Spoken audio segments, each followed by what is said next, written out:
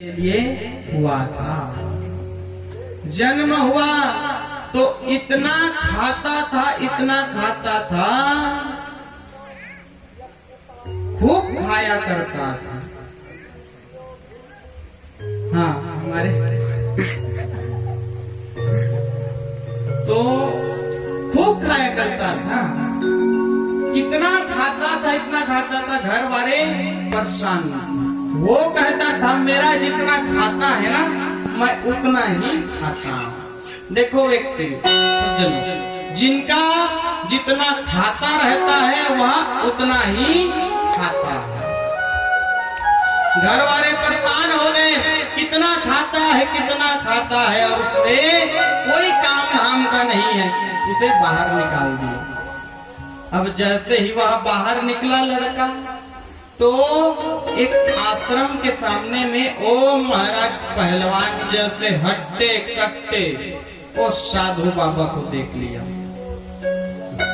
अब साधु बाबा को देखा तो उसे वो साधु बाबा नहीं दिख रहा है, वो हट्टा कट्टा शरीर दिख रहा है। वो किनारे पे गया, ओ बाबा ये हट्टा कट्टा शरीर कैसे बनाया? तो साधु बाबा ने कहा कि अंदर ना आश्रम में वो खूब चकाचक था। तो लड़का कहा मेरी भेंतरी कैसे होगी? बाबा ने कहा, साधु ने कहा बस गुरु दीक्षा लो, माला देंगे माला करो, और काम धाम कोई काम नहीं, केवल माला करो। अरे बहुत बढ़िया, मस्त खूब तन के खाओ और बैठे बैठे माला जपो। लड़का गया है गुरु जी से दीक्षा लिया और दीक्षा लेकर के वह माला जपना प्रारंभ किया है। वो खूब खाता आश्रम पे, लेकिन यह उसका ज्यादा दिन तक नहीं चला। एकादशी आया, ओ महाराज थाली लेकर के जाता है भोजनालय में, भंडारे में। जैसे ही गया लड़का तो वहां तो ठन गोपाल कच्छुनी गुरुदेव के पास गया। हे गुरुदेव जी आज कैसे भोजन नहीं बना? गुरुदेव ने कहा बेटा आज एकादशी है, यहाँ आश्रम में कुछ बनने वाला नहीं है। वो हाथ जोड़ दिया, गुरुदेव अगर मैं एकादशी रखूंगा ना तो द्वादशी नहीं देख पाऊंगा, भूख बर्दाश्त नहीं होता। गुरुदेव क्या करूंगा, कुछ तो उपाय करो। गुरुदेव को दया आई। गुरुदेव ने कहा देखो शिष्य मैं तुझे सूखा भोजन देता हूँ, सूखा भोजन लेकर के जा नदी किनारे, और नदी किनारे तू स्नान करना, स्नान करके भोजन बनाना और राम जी को भोग लगाना, फिर खाना। ठीक। तो वह लड़का दो लोगों का भोजन, सूखा भोजन, ध्यान दीजिए, दो लोगों का भोजन लेकर के नदी किनारे गया है, डुबकी लगाई है, भोजन तैयार किया है। फिर याद आया गुरुदेव ने राम जी को बुलाने को कहा था। फिर लड़का क्या करता है, मेरे राम आइए, मेरे राम आइए, राजा राम आइए, मेरे भोजन को भोग लगाइए, मेरे भोजन को भोग लगाइए। मेरे राम आइए, मेरे श्याम आइए, मेरे भोजन को भोग लगाइए। 1 घंटा हो गया राम जी नहीं आए, 2 घंटा हो गया राम जी नहीं आए। इस बालक को गुस्सा आया, ओ राम जी आना है तो आओ, आश्रम के भरोसा मत रहो। क्यों? क्योंकि आश्रम में आज एकादशी है, ठन गोपाल है, वहां कच्छु नहीं मिलेगा। जो मैं बनाया हूँ आओ और खाओ, या फिर मैं खाना चालू करूं।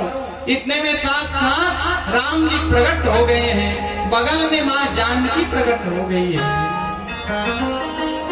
जैसे ही राम जी को देखा प्रसन्न हो गया, लेकिन बगल में जानकी जी को देखता है, अरे मैंने पलाया था एक जन, आए हैं दो जन। ये कौन है? ये मेरी अर्धांगिनी सीता है, जानकी जी है, जानकी जी है। तो ये भी आती है, हाँ ये भी आती है। आ गए हो तो खाओ। सो भोजन कराया लड़का। अब जैसे ही राम जी जानकी जी भोजन की जाने लगे, तो ये लड़का कहता है, अगली एकादशी में कितने लोग आओगे अभी से बता दो। एक बुलाता हूं तो दो लोग आ जाते हो। राम जी ने कहा, हम दो ही आएंगे, जहां जाते हैं दोनों जाते हैं। वह लड़का आश्रम को गया है। जैसे ही आश्रम पे पहुंचा,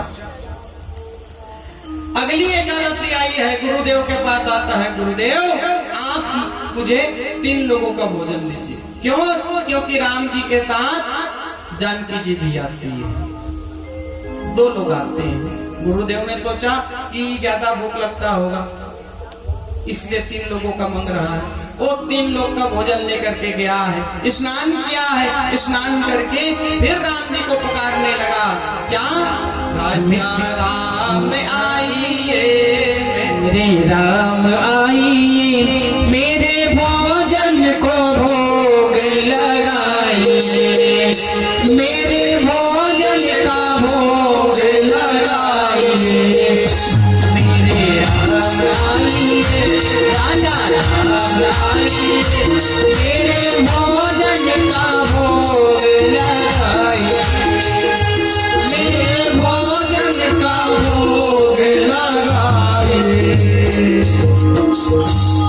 राम जी प्रकट हो गए, सीता मैया प्रकट हो गई, बगल में लक्ष्मण जी भी एक बार प्रकट हो गए। लक्ष्मण जी को देखा, ये कौन है? मैंने बुलाया था 2 जन को, आ गए 3 जन। लक्ष्मण जी ने कहा, भैया इतना प्यारा स्वागत आज तक कभी नहीं हुआ, अब आ गए हो तो खाओ। तीनों ने फिर राम जी, लक्ष्मण जी और सीता जी भोजन किए हैं।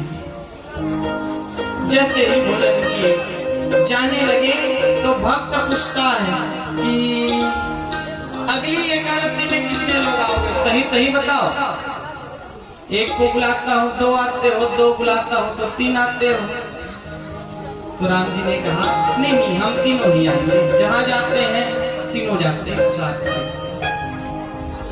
अगली एकादशी आई है, गुरुदेव के पास जाकर के भक्त कहता है, प्रभु गुरुदेव के पास जाकर के कहता है, गुरुदेव आप इस बार मुझे 5 जन का राशन दे दो।